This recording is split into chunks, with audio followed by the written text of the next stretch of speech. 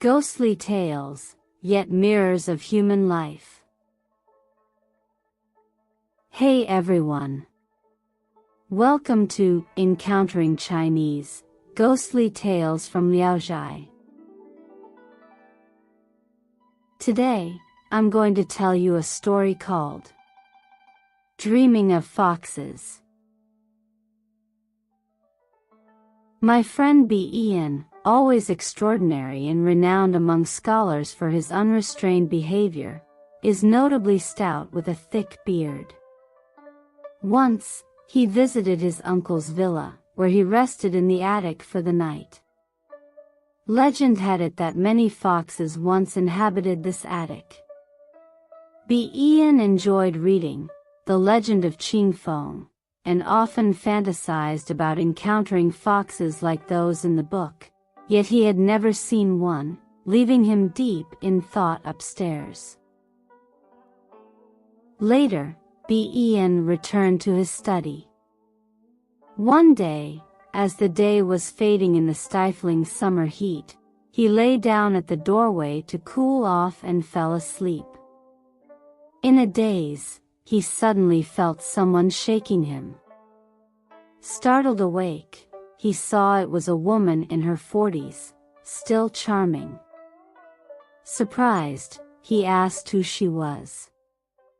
She smiled and said, "I am the fox. Moved by your longing for foxes, I have come here to reciprocate your affection." Delighted, B. Ian jokingly bantered with her. The woman chuckled. "I am too old now. Even if others do not mind, I feel embarrassed and ashamed myself. I have a daughter who is 15 years old. I will send her to take care of your daily life.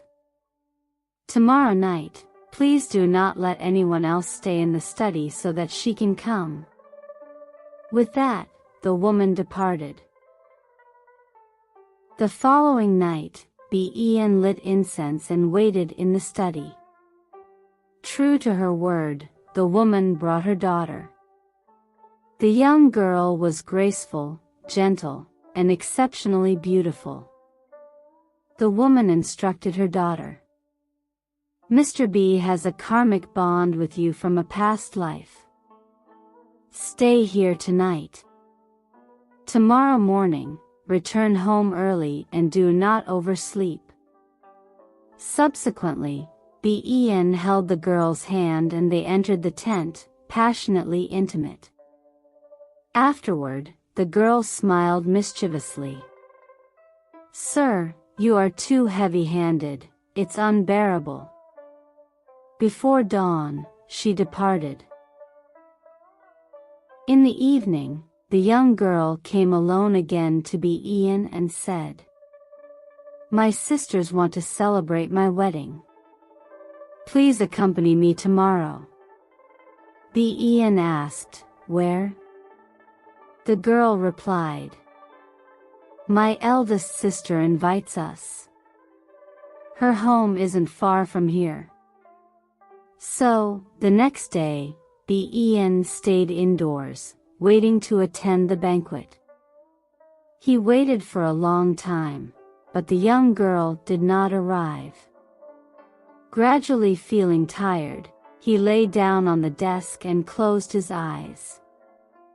Suddenly, the young girl walked in and said, "Thank you for waiting so long." She then took his hand, and they left the study together. Before long, they arrived at a place where there was a large courtyard.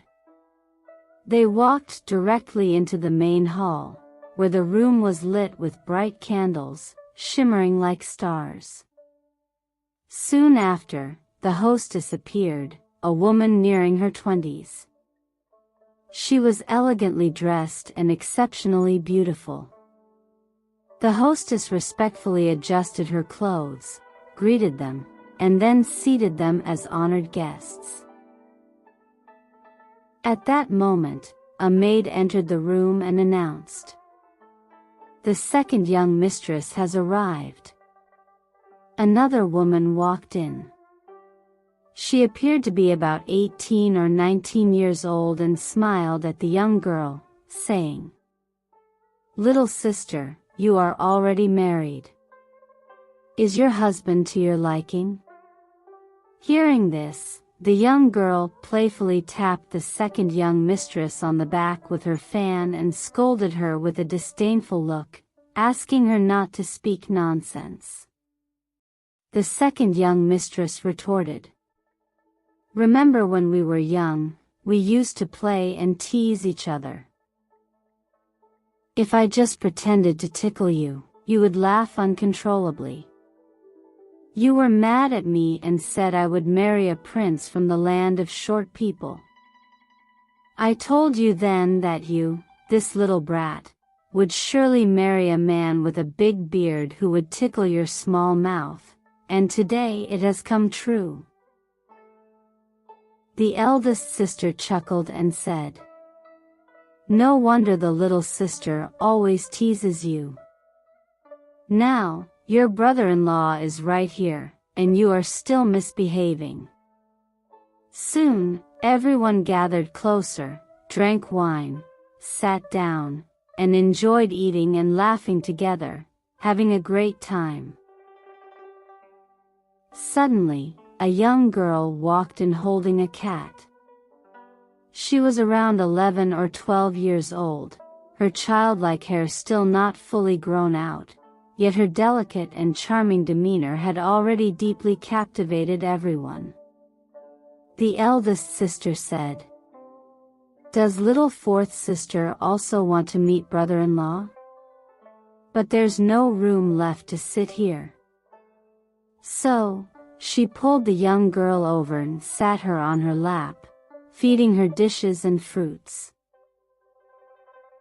After a while, the eldest sister handed little fourth sister over to the second sister's embrace, saying, "You're making my legs sore." The second sister replied, "This little girl feels like she weighs hundreds of pounds. My body is frail and can't bear her. Since you're here to meet brother-in-law, he is tall and strong, and his knees are chubby. You should sit next to him." With that, she lifted fourth sister and placed her in Be-Ian's lap. However, in Be-Ian's arms, he didn't feel the young girl was heavy at all. She was light as if weightless. Be-Ian then played with her and teased her while drinking. The eldest sister cautioned, "Little girl, don't drink too much. If you get drunk, you'll lose your manners, and brother-in-law might tease you."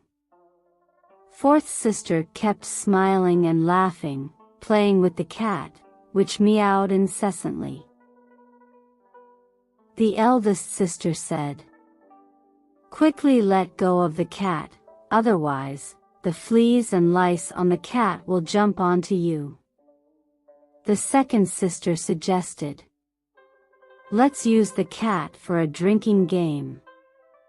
We'll pass the chopsticks down, and when the cat meows, whoever has the chopsticks drinks."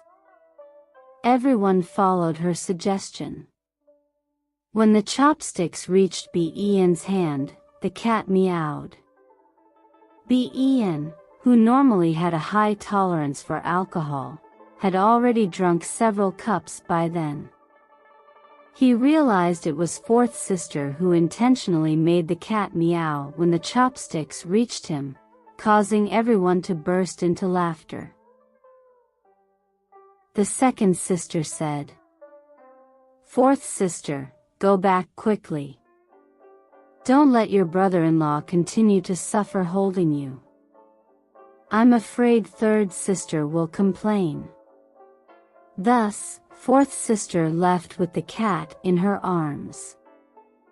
The eldest sister saw that Be-Ian could hold his liquor well, so she took off her headdress and filled it with wine to offer him. Be-Ian looked at the headdress, which seemed to hold only about a liter of wine, but when he drank from it, it felt like there were several liters inside. After finishing the wine, he looked again, and the headdress had transformed into a large lotus leaf. Next, the second sister wanted to toast him, but Ian declined, saying he really couldn't drink anymore. The second sister then took out a small lipstick box slightly larger than a bullet, filled with wine inside, and said, "Since you can't drink much anymore, just have a little from this."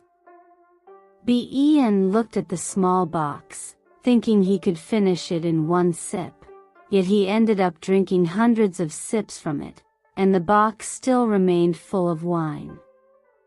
The young girl beside them exchanged the small lipstick box with a small lotus flower cup, saying, "Don't let that cunning person fool you." She placed the lipstick box on the table, and suddenly, it turned into a huge bowl. The second sister scolded her. "What's it to you? He has only been your husband for 3 days, and you're already so affectionate." Ian then picked up a wine cup and brought it to his lips, drinking it all at once. However, he felt the cup in his hand became smooth and soft.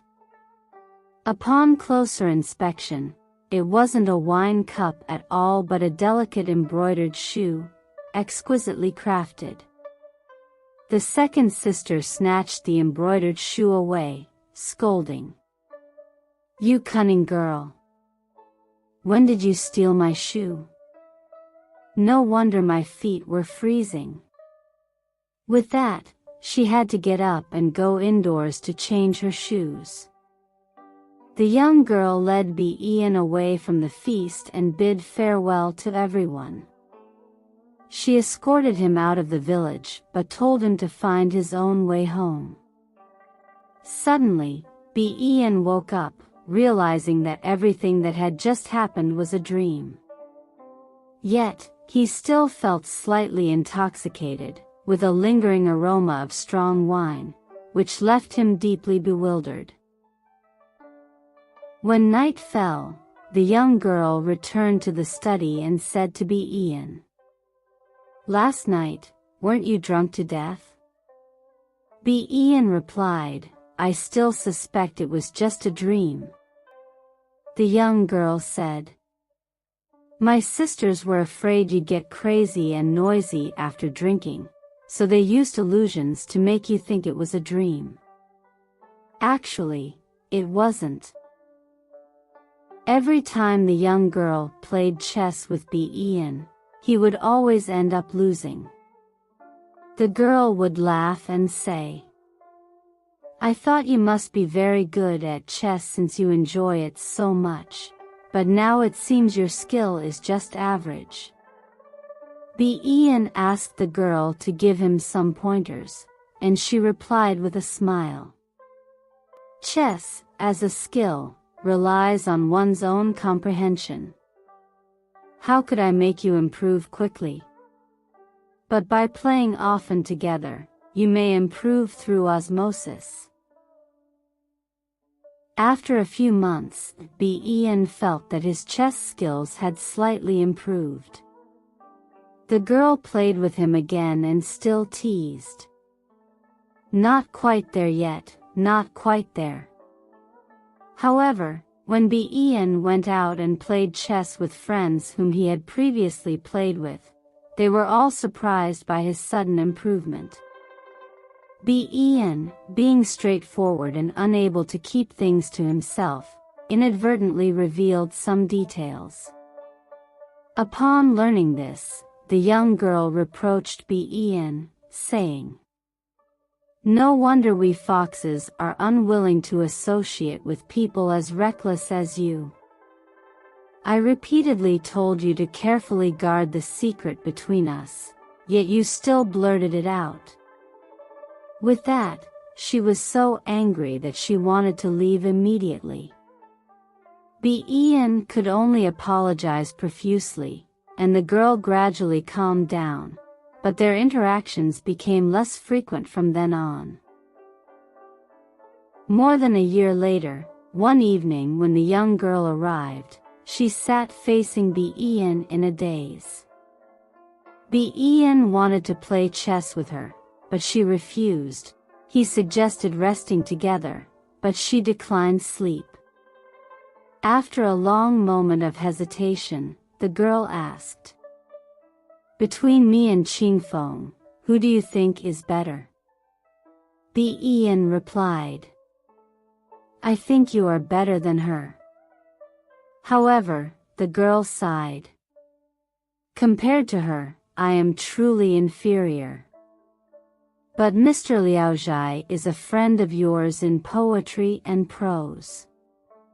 Please trouble him to write a short biography for me.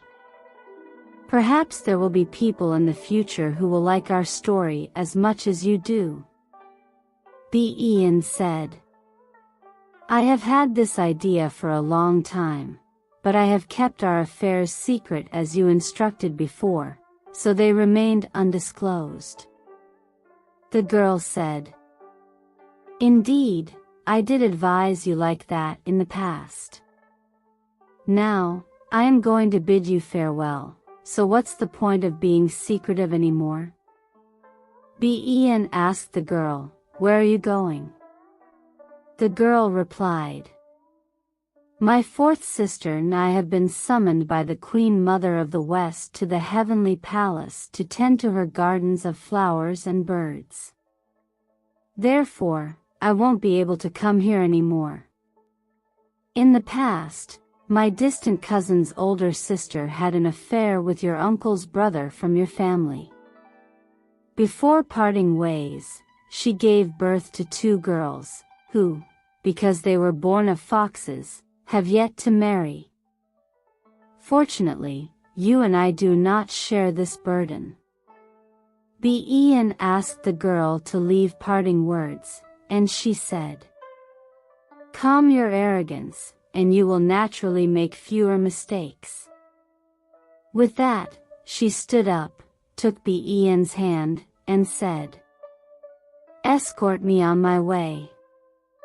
They walked about a mile together, and as the girl parted ways with Ian, tears streamed down her face as she bid him farewell, saying, "As long as we both desire it, there may yet be a day when we meet again." After that, she walked away alone. On the 19th day of the 12th month in the 21st year of the Kangxi reign, Ian and I lay together in the Churan hall, feet to feet, sharing a bed, and during our conversation, he detailed this extraordinary story. I said to him, "To have such a fox to write about, Mr. Liao Zhai's brush and ink have also shone brightly." Thus, I recorded this story. Alright. That's all for today's ghostly tale. Dreaming of Foxes. If you enjoyed it, please give it a thumbs up and subscribe. Please also encourage everyone to comment and share more.